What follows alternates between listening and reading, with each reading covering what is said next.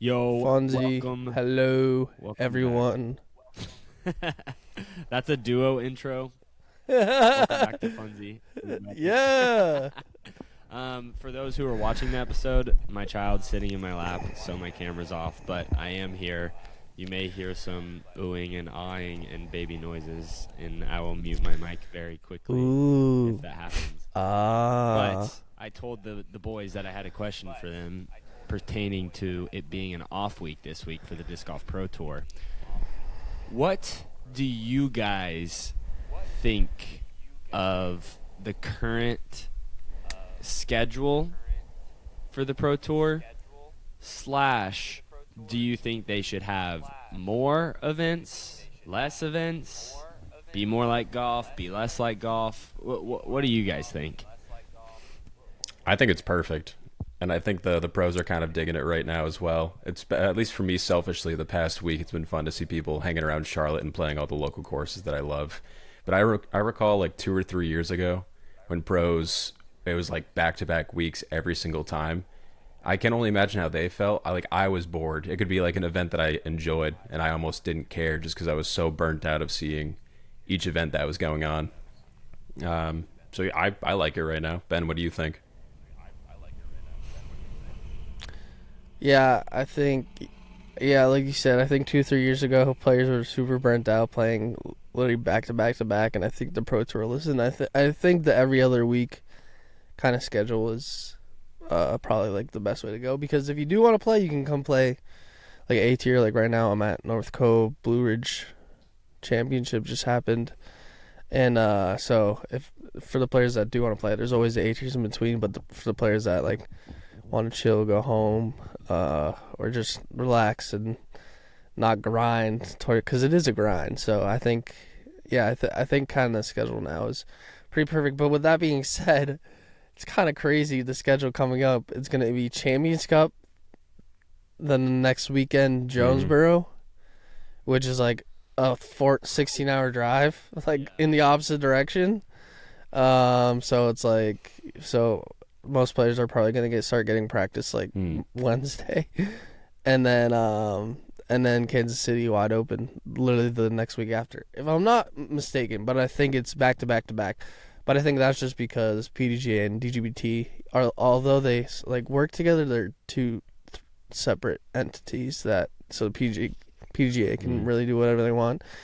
DGBT can do whatever they want. So I think that's kind of what happened with the scheduling. It's like this is PGA was like, this is what we got, and then the Pro Tour's like, this is what we got, and they just had to Yeah. try and make it work. So, my opinion is very similar to yours, but maybe even a little bit harsher. I think there should be less on the actual Pro Tour. I think that each event should be even more of a spectacle. Because, like, at least how I think of it, there's a sliding scale. Like, obviously, at each event, and each event that gets streamed, the Pro Tour makes money. But then they also have money from like Powerball and other avenues of making money, etc. And so my thought process is, if we can make, I don't even know how many events are on the Pro Tour this year, but say there's only 10. There's only 10 events on the Pro Tour each year. But every single one of those is like the most elite field, the most, like, there's grandstands, and like the experience is insane, and the streaming is not laggy or has grains and whatever, and it's just the best thing it can be. I think that in the long run that's better for our sport. And then as it stands, there will be A tiers in the off week, and like with whatever the Jomez series is, I think that having a Jomez series plus A tiers to like kind of fill in the gaps is the perfect scenario, because for the lower level pros that need to play those and make that money, they can do that. But for the Gannons and the Rickies and the Pauls, who maybe don't need to waste their time with A tiers and whatever, they can just fly in and maybe Yeah. lead a much more sustainable life where they're actually based out of, you know? And how I feel is I think having less on the pro tour but making it more of a spectacle would be better for the viewer, better for the person who's going to the event, and better for the pros. But I'm sure I'm not thinking about certain things as well. That's what's tough is there would have to be events that would drop off in the scenario that we only have 10 really good events at that point. And scenarios like having, what was the one 2 weeks ago that was in Louisiana? Like, how would that start as like Big an A Easy tier Open. that potentially works its way up to being on the Pro Tour? Or is that like you maybe have to sacrifice something that's already there that may be a mainstay and then bring one in? Well, here's an idea then. What if it's like a 3-year rotation where like maybe there's 3 events that are always the same, you know, like like the majors, where I guess Worlds is at different places. But like the majors are always on the same courses, but like yeah, the Big Easy Open only happens once every 3 years.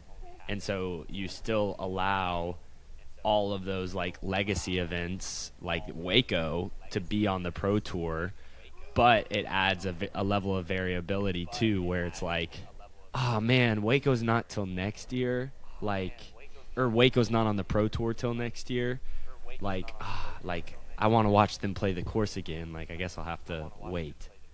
I don't know. Maybe a potential idea, probably nothing there, because I'm sure that would lose people, but. Yeah. It's tough though, especially in the world of immediacy that we live in. Like I think back to 3 years ago in disc golf, and I'm like, what was even happening at that point? True. I mean, one that That's popped up true. for me is Las Vegas Challenge, and if I'm being honest, I don't really miss that course on the Pro Tour. Although I hear that it's a really nice facility to play at.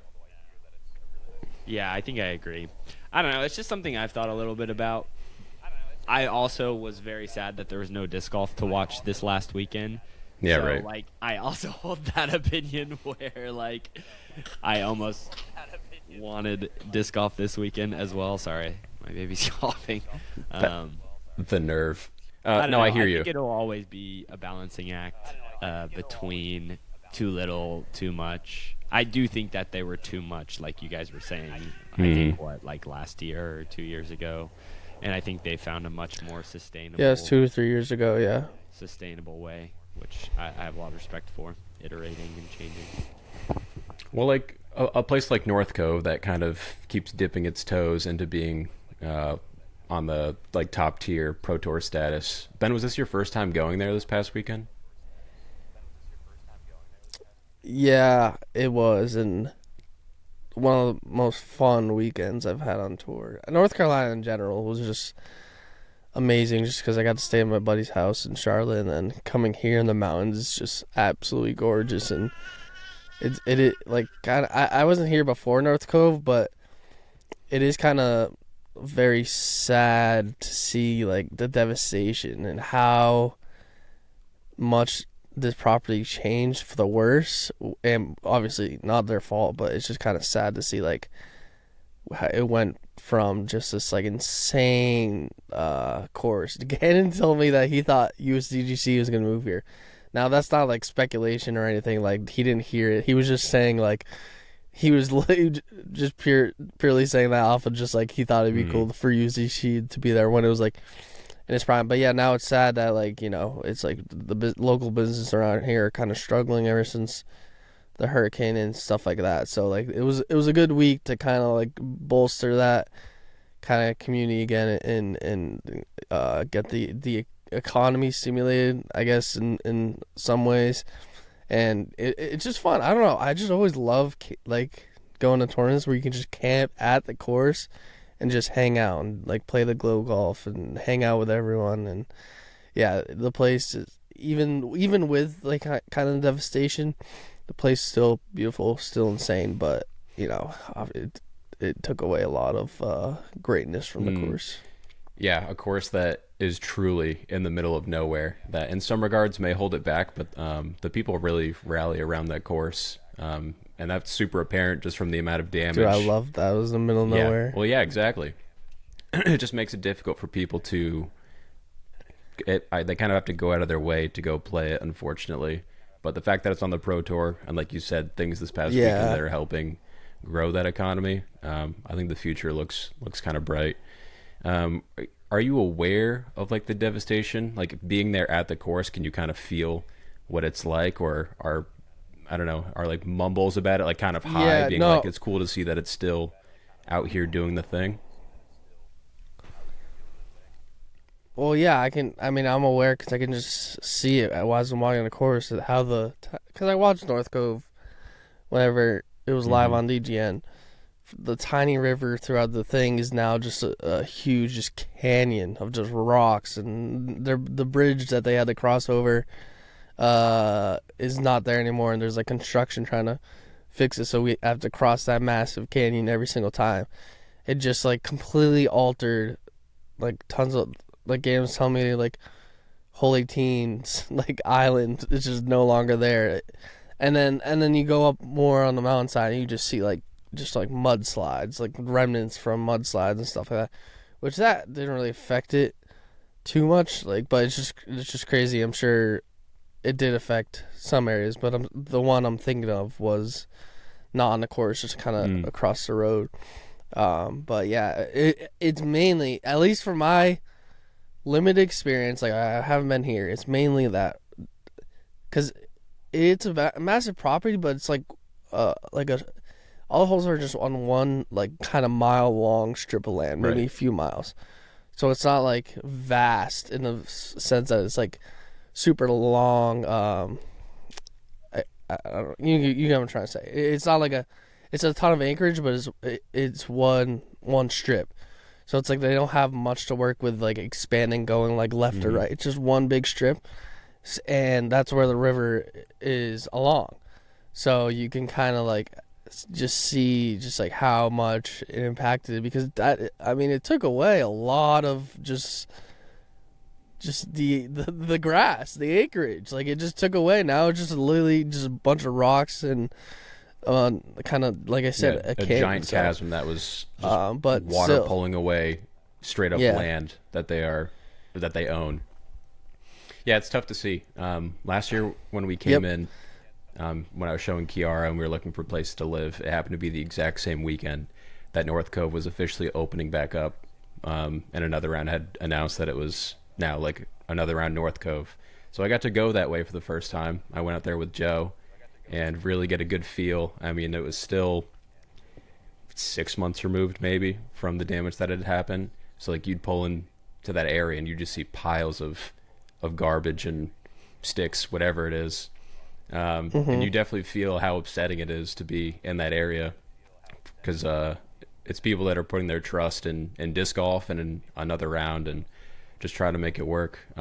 It was a tournament that they put on for the first time, and no pads in, nothing. But I was told that tournament filled in like, I guess by now standards is quick. It's just like in the first few hours. But I know back in COVID that was like kind of, we'll call it the standard.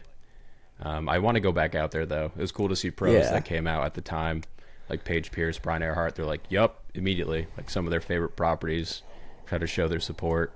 So I'm glad that it's still around. Oh yeah, the properties fighting insane. through all the hardships. Yeah, Ben. Yeah, they have construction here, so they're working on it. But Gannon was saying like it's kind of like they have like a double whammy. It's like you have to pay money to rejuvenate it, but also you're making less money. So it's like, it's hard to kind of justify, like, I don't know. It's just hard because disc golf's down, obviously. Down in the sense that, like, I think it's still growing, but I think in the sense of, like, tournament-wise, it's definitely down. Or pay to play, right, course-wise, yeah. All right, Ben. Yeah. I have two questions. What were you saying, Jamie Lee? First of all, funny that we talked about them last week. RIP Disc Golf. It appears that you have made your first appearance on their channel. How was that experience? Seems like it was a dream came true for you. Kind of walk us through what happened. Dreams come true. dude, I hear some snack crackle pop, and I hope that isn't anything, because I know last week my mic for the first 5 minutes was weird. But anyways, yeah, it was a dream come true. I mean, obviously the Wit and his brother Jake, super cool guys, and I don't know. I'm a big advocate for their content. I think it's just super cool, and it was like nothing really done in disc golf before, to like the extent that they're doing it in the, what is it, the output they're putting out, I should say. Yeah, like they're just like, there's an abundance of it. So it was super cool to meet them. Well, I met with like last week, but still, it was just awesome to be a part of it. And that throw, I mean, I think Rip Disc Golf is first throw. I think they show everyone, even if they fail. I don't think they let them. It seemed like there was a few that they didn't, but I could be wrong about that. I don't know. I really think they are first throw only. But anyways, what I'm saying is, like, that was my first throw, and I was super stoked to just absolutely lace it. Because, that's kind of pressure you got to enter. But I absolutely smoked that thing. I don't think I could throw more pure shot on that line. Yeah, it's downhill. But that was like the whole joke we're going for. Because basically I said 6:14 because the hidden joke was Gannon's record was like 6:13, so that's why I was trying to beat his record, and then that's why we went uphill. But still, I mean, it was easily a 500 shot for at least, even if I was on flat ground. But yeah, but I don't know, I just threw well. And it's funny because so like before Rip, like I think the first video that really blew up for them was like that little kid who's like, oh, I'm gonna send this thing. So like around there or right before it, so Whit Stevenson went to Vermont for college, and I was playing with my buddy James, who went to college with Whit. I was playing at Mile Marker, and I was watching Brewster Ridge Open, which it was like feature card was like Jesse Longnecker, Paul Kranz, Axel Olsen, and Whit.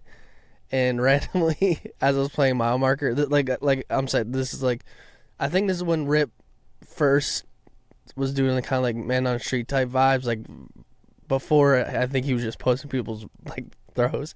So it was around that area, and I saw him like posting some stuff. So I was just like at Mile Marker playing with James. I randomly was just like, Whit Stevenson, just like randomly like that was my vocal stim of the day, and he started dying laughing. He's like, bro, how do you know Whit? I was like, I don't know, I watched Brewster Ridge Open coverage today, and I just thought his name was like cool, so I kept saying it all day. Do you know his name? And then that Gary, Gary Whitlow. Correct. Stevenson, shout out Whitlow. And then that day, I just kept saying, if I missed like a putt, like that or like didn't putt, I'll be Whit Stevenson. And then on hole 17 at Mile Marker, James, he's like, dude, do a video for Rib Disc Golf. I was like, Rib Disc Golf, I can throw 300 feet, get me on the channel. And then I threw like a silly shot, and they posted to their story. So, like, that was actually my first for feature, and that was, like, in their infancy. Like, I literally think he probably posted that little kid reel, like, the day before. So, it was just kind of just funny how it was, like, a weird full circle moment of just, like, how I was just saying with Stevenson for no reason, and then all of a sudden they blow up. I mean, dude, they're at, like, 75,000 subscribers on YouTube. Insane. I think when we talked about it, they were at 50, which was last week. And then to be on the channel and throw as good a shot as I did, that's why dreams come true. And that, mostly I was just excited to just be a part of it, and just fun to be a part of that video. So yeah, very excited. Yeah. Shout out Rip Disco. Perfect timing. Now Sajko needs to be on it because I've been on it before as well. Ooh, the trifecta. That'll be nice. Got to get the Funsie trifecta. Where are Yeah. they actually from? Like you said that he They're in North went to Carolina. No, Ooh, Raleigh, yeah. super doable. 'Cause, We'll make it happen. Yeah. Okay, then my second question is a big one, and I feel like maybe we'll talk about it a lot, maybe. You've launched a product. I Oh, feel like I was not we're expecting not expecting this. Yeah, no ads. No Yeah. ads. I'm still waiting on mine. I've reviewed it, kind of. Oh, yeah. Yeah, we okay. haven't sent it out yet You want to So. tell us a little bit about that and how that's gone? to and anyone. What you're looking for and being a business owner? Yeah. Oh, I didn't know that you were a part of this, Ben. I thought you were just kind of doing some stuff. No, with no. Matt. Ben's deep. No, Yeah. I'm part owner. Yeah. Yeah. Yeah. Oh, thanks for asking. I don't know. Either I'm a really bad businessman because I didn't even think about talking It's like, about oh, it damn, at all. I didn't even know. Oh, But Oh, I launched an entire business, a brand no, new but yeah. product to the space, and yeah, I'm Just not going being to talk about it at all. so swaggy about it. yeah, I don't know. I just That's didn't think about it aura. on Funsie. But yeah, so Aeroframe is what it's called. Aroframe. If you're listening to this, please go follow us on Instagram. It is the world's first, genuinely, circular disc golf display. All the other displays that we have in disc golf are obviously you have the thumbtack, or whatever, and then you have the acrylic box, which is just literally a plastic box that fits a disc inside, and then you have a shadow box. But I don't know. I just don't think those look as good as a circular, because disc is circle. You want to be able to highlight the disc, not just have empty spaces. I think the closest thing that kind of looks cool is the shadow box, but still, that's just like a massive square just to portray your disc. What we did is the biggest thing, the biggest issue, and the biggest problem, and we've been working on for like a year and a half when doing a circular frame is, one, getting it circular, because it's just, I don't know, it's just way harder because like it's a lot to get into. But two, since it is circular and discs are all different diameter, I think this is why there was no circular frame ever before. Because yes, you can get a frame that perfectly fits one disc, but then there's like thousands of discs that have different diameters and are large, so then it wouldn't fit anyone. So then you would just have to stock like 2,000 of frames. So what we did is we have a frame, and we figured out how to perfectly center it in the middle with it custom fit to any disc that you have. So you can order a custom fit mount on our website, or we also have a modular mount that will fit any disc. So you just buy one, and then it's like a thing you turn, and then 4 prongs come out, and it'll fit any disc you have. So the custom mount is definitely a little more cleaner, especially if you have a clear disc, and it's they're both very secure. But the custom mount is just like if you want that frame just for that disc, and then the modular is more if you want to switch it up. I guess I don't know. Yeah, but basically the idea behind it is we all have those discs, that first ace, that first win, that is a prized possession and is cherished. So our idea was, having something to actually display in a way that's very clean, rather than just hanging it up on the wall, which does work, but I don't know. This is the kind of the analogy I've been giving. Like, yes, you can put a poster or a signed jersey on the wall. You can tape up the poster, put it on your wall, and that's fine. Looks like butt. But you could also just frame that. What? It looks like, yeah, I didn't want to say that, but it doesn't look great if you just are sticking up a poster or just hanging like a signed jersey. But you can also frame that poster and hang it up. It just looks a lot more clean. It keeps the poster intact, keeps it, especially with the jersey, looks way more cleaner if it's like in a nice frame hung up inside of it, and it just looks way better in a household than just slapped on a wall. So that's kind of like our idea. It's basically you're framing your disc, and it's circular, and it looks super clean. And I was gonna say one more thing, but honestly, I forgot. You pretty much covered it. Yeah, I pretty much tackled it. It's oh, this is what I was gonna say, and your disc will not fall. So I know some people that use like thumbtacks or whatever. That's a big thing, and that's what my friend Aiden was saying. Like he had to stop hanging up his disc because he would be playing music and his disc would just fall. Door slam, disc fall. It's annoying. It's happened to everyone. And when you have that on the wall, thumbtack, it's like the disc is like this, you know, it's kind of slanted. It's not perfectly flush to the wall just because of the beveled edge. So you kind of have a disc that's like also slanted. So that's why it falls and it doesn't look as clean. With ours, center stage technology, it's literally flush, pressed up against the wall, perfectly in the center of the frame, which was the hardest thing to do. Like I said, because in a circle to get it, like we could have just put the disc in there, but with a circle, it would have just been on the bottom, so then there would have been some huge space on the top.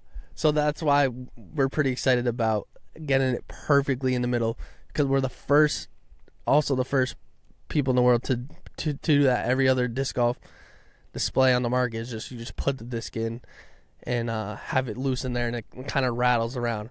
But we have on our Instagram like a video of Matt just slamming the door with the frame, and it stays inside. Super. I don't know if I did a great job explaining it. Obviously, it was a very excited explanation.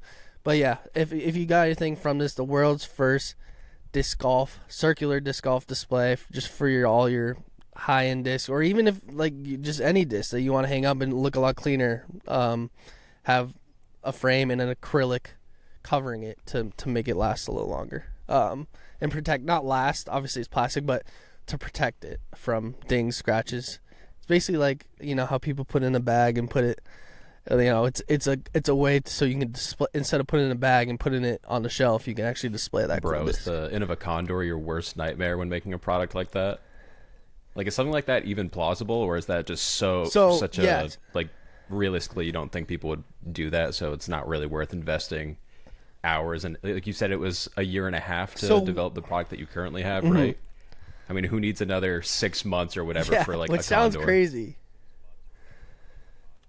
Yeah, so what we say is our system fits, I think it's literally like 99.8% of disc. I think it doesn't fit the Condor just because it's massive.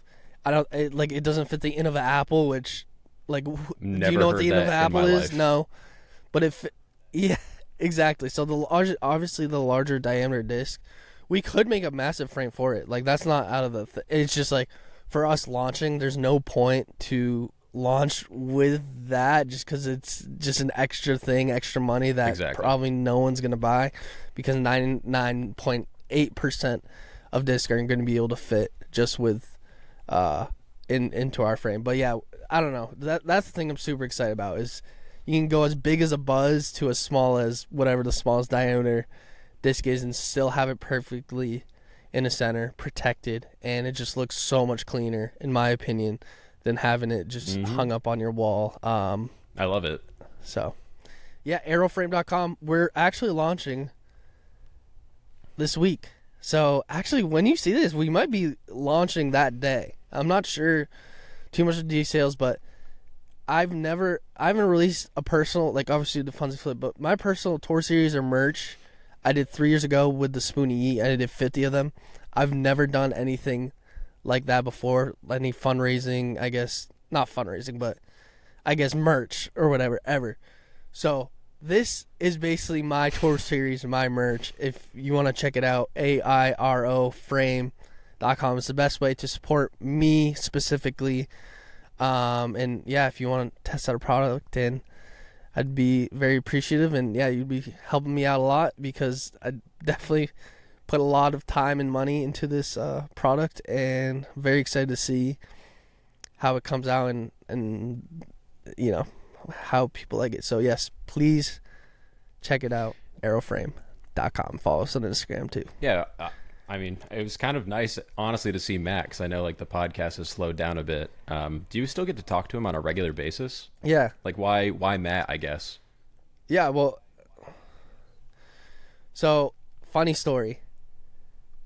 And it all started with, maybe it was like 6 months ago. So Matt's been working on the design for like 2 years. So even more than a year and a half. I don't even know why I said year and a half. It's literally 2 years he's been working on it. And the biggest problem, there's a lot of problems that you just don't think about it. And when I bought that first run Ion from MEP for a lot of money, I was telling people, and someone in the comments was like, yo, you got to get like a glass frame for that. And I was like, where can I get a glass frame or whatever? He's like, I don't know, I'm just the idea guy. I don't have any solutions or something like that. And I've already thought about a circular disc golf frame, but it's always been in the back of my mind. But then once I got that, I was like, wait, that expensive disc. I was like, wait, there's like a market for this. Like, people have their prized possession that they want to hang up, but also protect.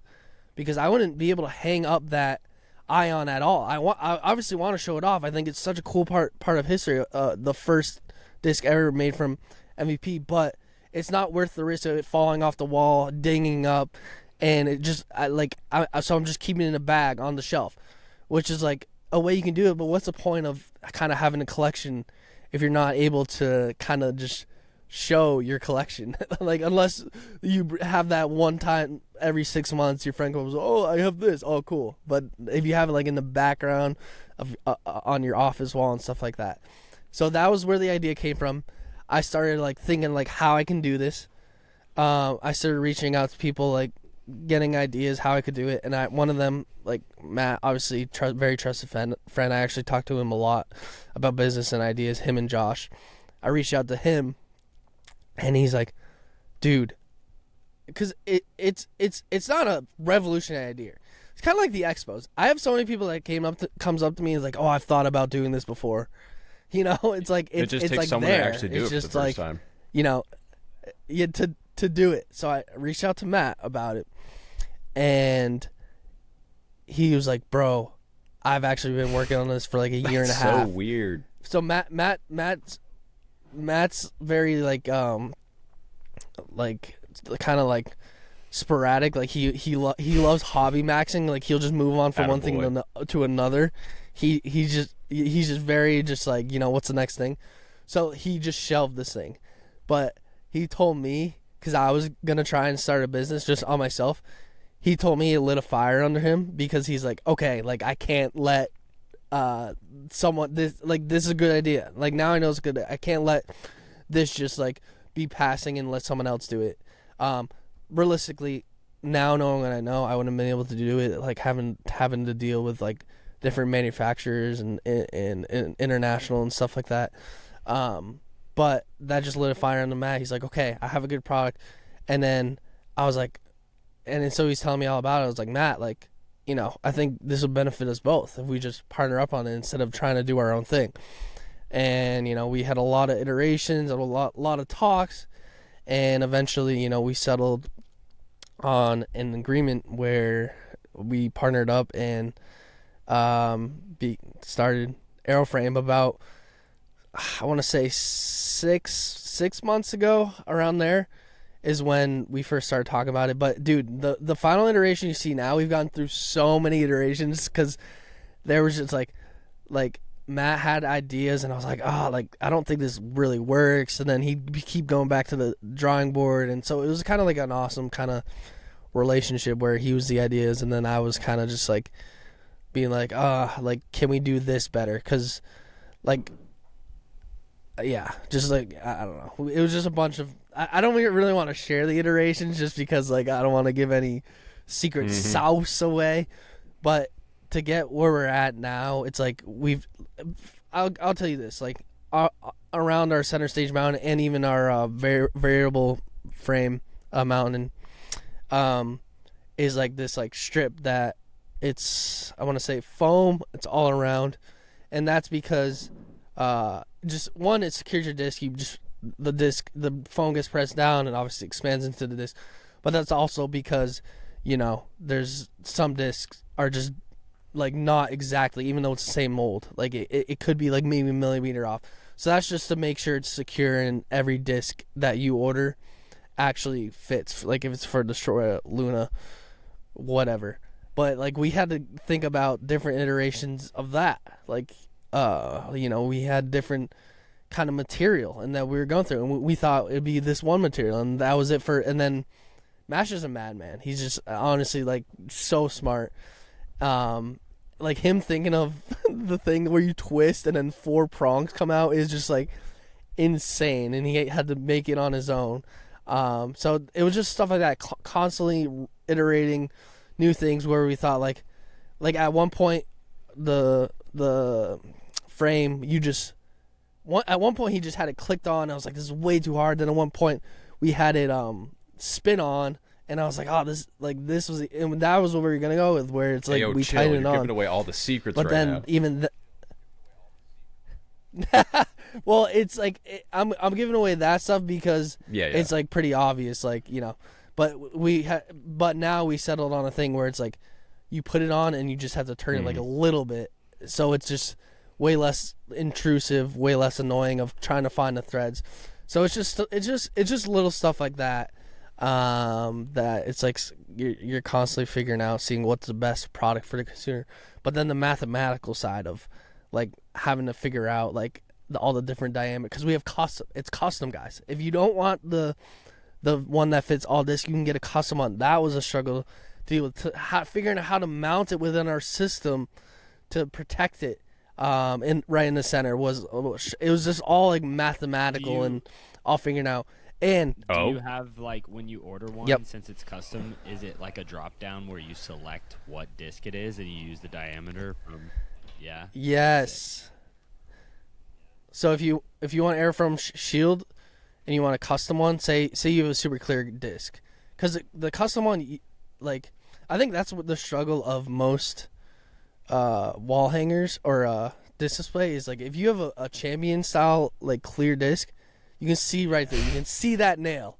Ours you can't see the nail if you want a nail, and you can't see the command strip. It fills in the disc perfectly. We actually have on our Instagram like a page pierce fierce that I think looks so clean in our white frame. So yeah, what did you ask, There was Emily? like a drop again? down Sorry. for every disc imaginable. Oh yeah. So yes, there is. Like I said, 99.8. But once our website launches, you'll see. You go to order it, and then right there, it's like, what disc would you like to fit? And you just type it in, click, and then press add to cart, and we send the exact specs you need for that disc. So it'll be perfect every single time. It's also whatever color you want too, right? Or is it just white and black for now?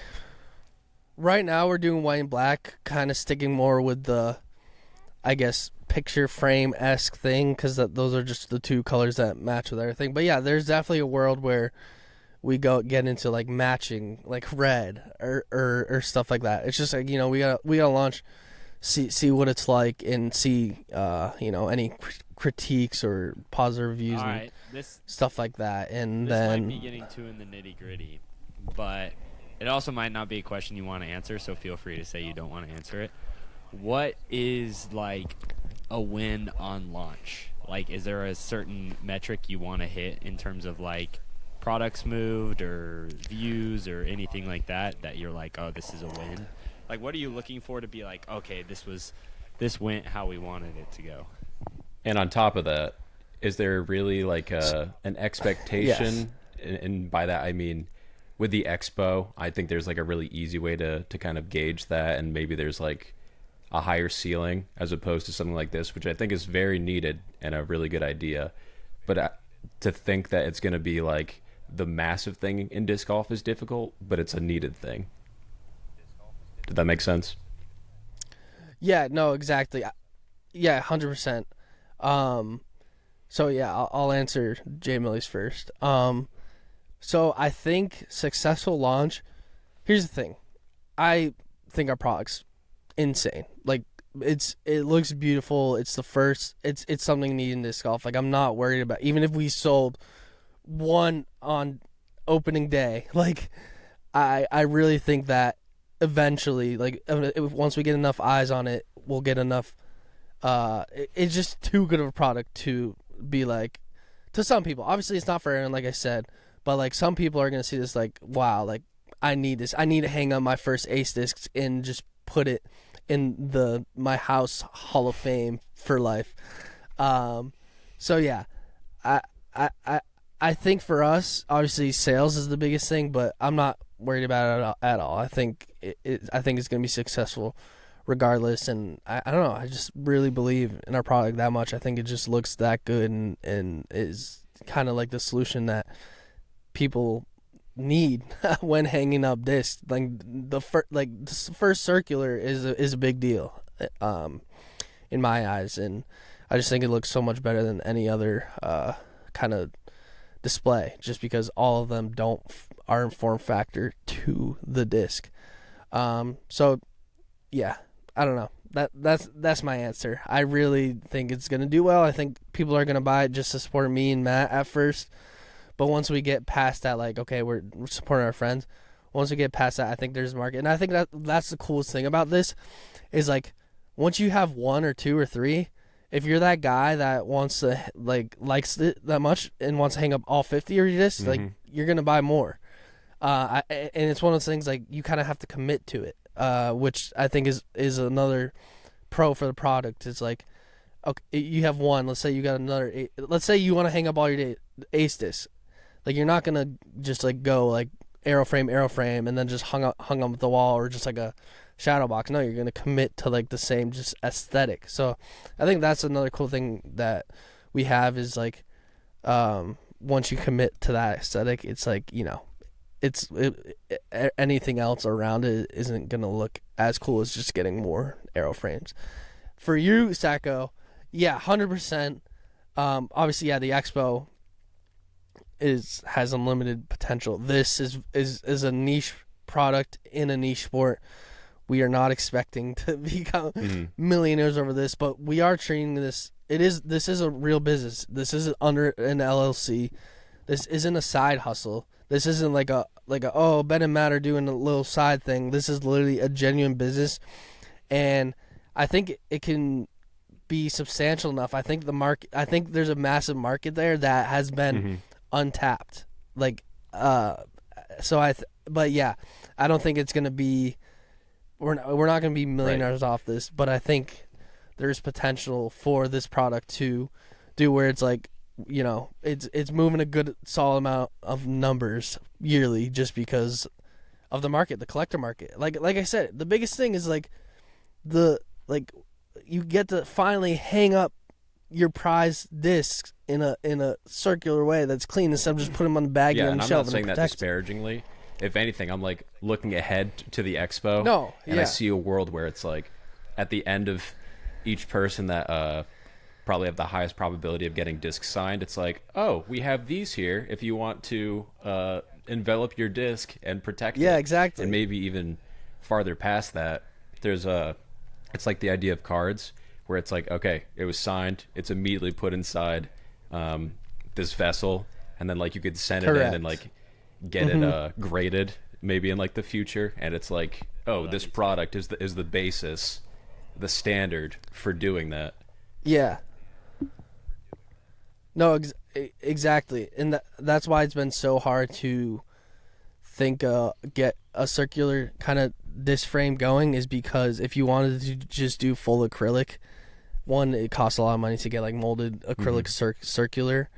Two, just the different diameters. All cards pretty much are the same. They're all like the same stock size. That's why it's so hard with this. But I think there's a future where, yeah, like there is that type of just where it's just like kind of like a card where it's just acrylic, just that. But I have two questions, Ben. Have you guys talked about the price point at all? Go ahead. Okay. I missed it. Yeah, 100%. We know what price is going to be. Have you asked Sajko what he thinks it's going to retail at? Oh, no, I haven't. Okay. What do you think is going to retail at? If you I have if you not look looked at it. So this is me. This is me Oh, okay. saying what I think I would probably be okay paying for. Um, Yeah. I guess because I see you have like some frames back there, but I guess they're just little I don't know if that's wooden framing hexagons anything, but that I made before just for the sake of displaying stuff on the wall. I would say they probably boom, you're already display guy. for Perfect. sure. I'm gonna say $10 to $15 maybe. Is that what you're trying to go for? I mean, you'll have to wait and see at the launch. Okay, I didn't know if you actually had announced it yet. Yeah. So, no, nothing yet. So, yeah, that's all. I can't No, really like divulge. you're fine. Once we launch it, And, you'll see. my You'll second- yeah, my you'll second see the question pricing. Is have you guys thought of like a Gen 2, like anything you already want to change, or is that kind of like too far ahead to be thinking? No, obviously, I just think feel there like will would definitely be a be Gen people 2 who are like, eventually. "Oh, change this or change that or modify this." I just didn't know if maybe you guys Yeah. like, had already started production and you were like, "Oh wait, maybe we should do this on the next version or whatever." 'Cause I don't know. No. What we have right now is the final version, and it's what we think is perfect. After constant iterations, constantly talk with people, but yeah, I'm sure there years down the line, there's going to be improvements to be made, even if they're minor. I think what we have right now is like the base, like it's pretty much all the way there. But maybe like in a year or two, someone's like, oh, I kind of want a command strip area on the lower side, stuff like that. I think is definitely, but I don't think it's going to be anything substantial like version 2, where it's like, oh, we realized we didn't I don't know, actually I can't even think of like a mistake or a con. So I think it's pretty much all the way there. I don't even think we'll announce a Gen 2. We'll just be constant, kind of like Pound disc golf. I love Levi, how he just like he like does one video. He's like, okay, we updated the zippers here. Like it's stuff like that where the concept of the Octothorpe is there and already there, but it's just like little minor things. So I think what we have is the final version, and I think the Gen 2 would just be, I don't know. I don't really know. But the thing I am proud about and is really cool is that this is completely manufactured as of right now. Obviously, this could change, but as of right now, manufactured 100% in the USA. That's huge, baby.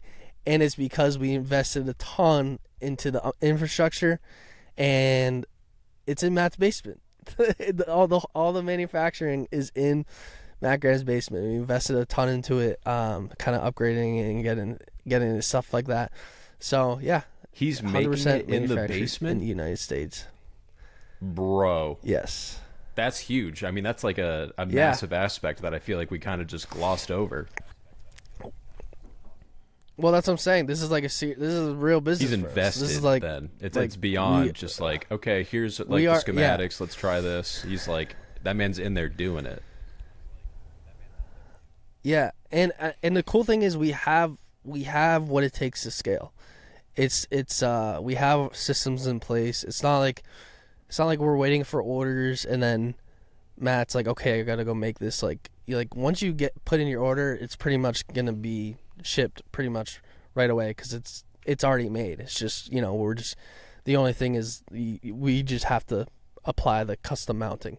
It's really cool, the process. I don't know, maybe one day we'll show the process, probably not, I don't know, but the process of it all is just like really cool, and like how we secure the acrylic framing of the acrylic into the top. So like it's like in there, it's like a part of the product. It's not like something you can slide out. It's the acrylic is literally a part of the product. That's so exciting, man. I feel like I for sure would highlight that.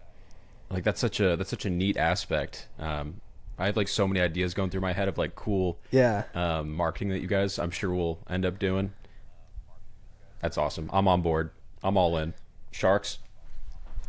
Yeah. Well, Sajko, like I'm gonna send you some. So I already have. I'm sending some to Jay Millie. I'll send you some, and then if Joe wants some, I'll message you after this. So yeah, we'll send you some to put in. I know that's something we tried in the early days of Funsie. Sajko's disc of the day that was in your background, but maybe you just have a disc that you love in the background permanently. So I'll do the Funsie it. flip. So yeah, I'll obviously send you some.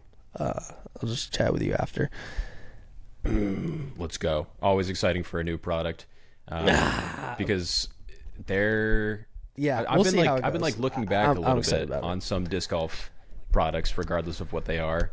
I mean, like, you guys remember? We'll just start with bags because that's what's in my head right now. Like, Upper Park Disc Golf felt like a company that was pretty well solidified within the scene, and now I don't see them really post at all or do much of anything. Oh wait, whoa, Kind of crazy, right? that's a great point. Or like Discology. I don't even think I that didn't was realize that was Upper probably shy Park's- of 2 years ago, and I don't see them really post at all up to this point. So I'm not saying that to put down the Yeah. idea of like trying to make cool new things in disc golf. It's just like it has to be different enough, or I feel like cutting edge enough to really kind of push through everything. And I think some of the things that we talked about at the top of the topic will help you guys separate yourself. And obviously you have like podcasts and your noteworthy people in the sport. I think there's a lot of cool things on the horizon. Well, yeah, that's why before I put my money into it, I wanted to make sure it was something that I actually believed in and was actually a good product. Because there's gonna be the people that are like, this is so stupid, use a thumbtack. Like, I get that, but like I said, my poster analogy is perfect. Like, yes, you could just put a poster on a wall, or you can like make it look clean aesthetically with the frame and preserve it. So before I really thought, because I know there's been so many just like dumb disc golf products that are solving a solution that was never there, or solving a problem that was never there. So I really wanted to think about it, and like, you know, after really really thinking about it, and you know, I think it's something that I think it's great. there's a massive collector's market. I think they Like need I it. said, that's why I think at moments like at your expo, where people are going there for the sake of course, there's people flipping, but there's for sure people going there trying to collect drops that they can't really get at other places. So Yeah, I'm ready for exactly. it. That's yeah. Bang. At this point, I think Millie maybe tending to his daughter. Millie Mob. We're 52 minutes in. Maybe feels like the correct time to wrap it up. Yeah, that was a good But show. we appreciate everyone for listening. The amount of comments Yeah. that we got last week talking about just all the social media, like short form related to long form, and trying to find that weird balance. Thank you to all those people for interacting. I mean, the boys were on a generational run going back and forth. I took backseat on that because they're bringing up a lot of really good topics. But thank you guys. Yeah. Until next time. Oh, yeah, I guess. well, Ben, what do you got? Well, I was gonna say one thing. I texted you after that show that maybe we'll touch on, and I'll just leave this teaser for the audience. I said I can't think of really any, or something along any like shorts creators that have like a brand where people invest in. But then I was like, wait, like another round. Obviously now you guys are on YouTube, but for the longest time another round was like a huge only shorts only, and everyone was super invested into them. So maybe that statement was incorrect. So maybe that I made. So maybe we dive into that. Why we think that is at another round kind of has all that support and people wanting to buy their merch and products just by being purely short form only. I don't know. I think there's something to Yeah, we it. can get into that next time. It is. Yeah, never mind. I'll save it for next time. I have like a lot of thoughts about that. Obviously. Yeah. At this point, I am now a content creator that is not on screen, or sometimes I am. I rarely am, but I'll be I happy missed to. Sajko shorts. I miss him. Same. Every I know. another round short is a Oh. Sajko short, almost Rest probably in like peace. 99% of them. But Yeah, everyone's like, I love this song. I think about it sometimes where I'm like, maybe I should, but I just if I can't put the proper amount of time, because I'm like struggling to have.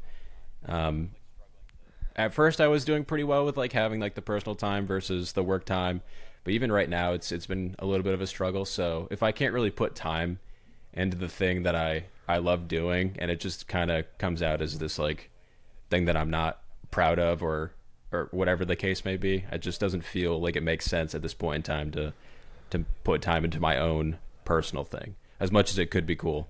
But I appreciate everyone that's been supporting all this stuff. Obviously, it's been, I feel you. been a ton of fun Transitioning from Aces.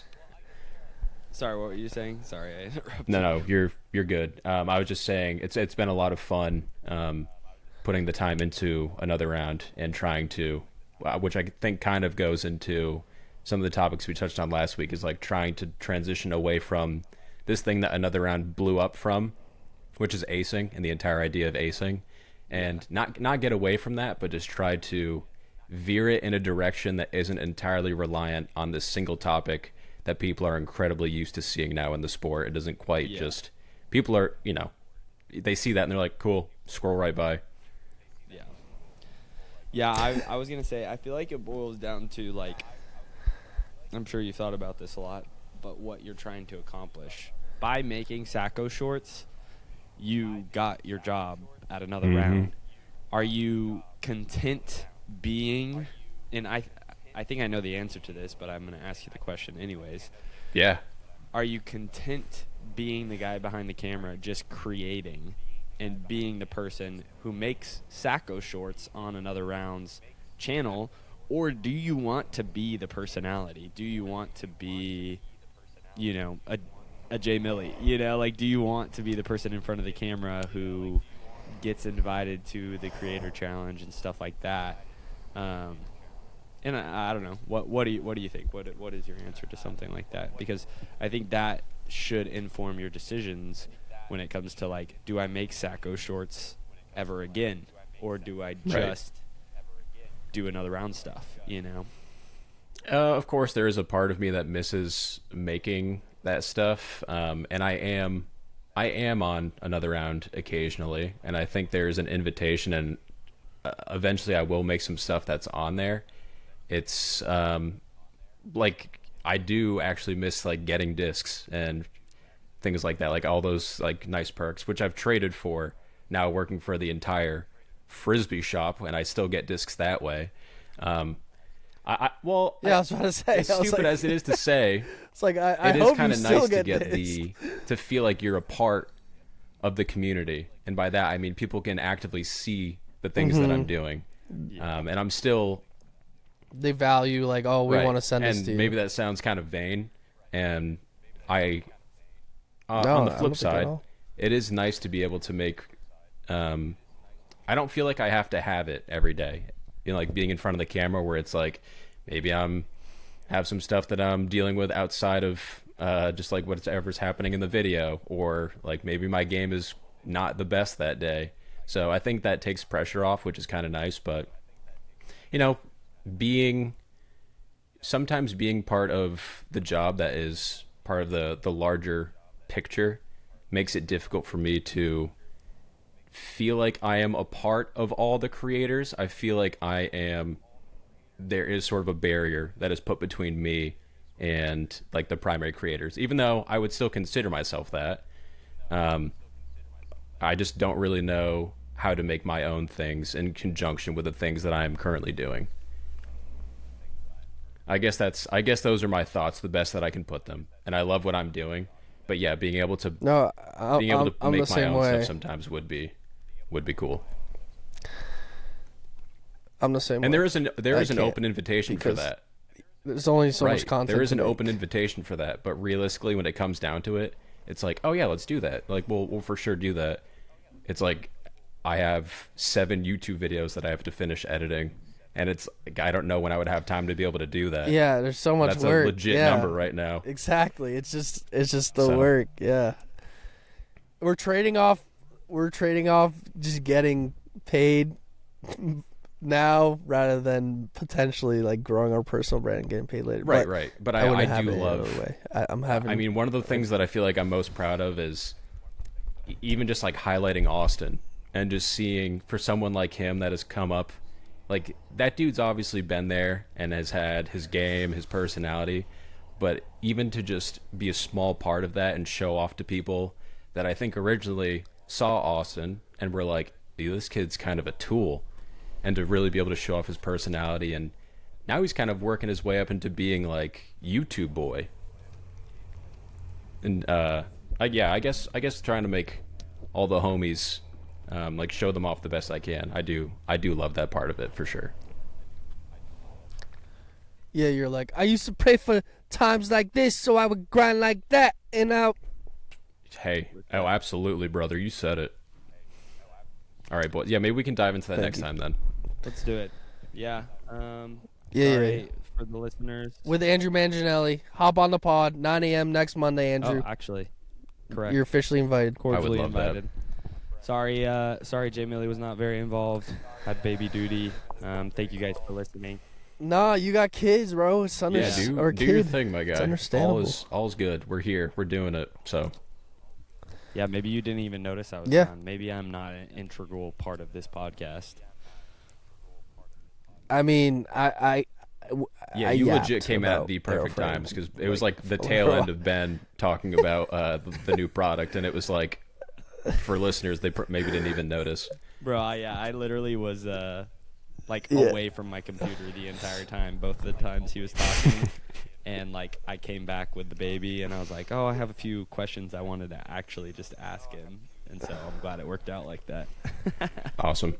Well, until next time, Yeah. guys, appreciate everyone listening. You could be All right. doing anything, and you spend Funsie an out. hour Funsie. listening to our podcast. Funsie out. Funsie. Funsie.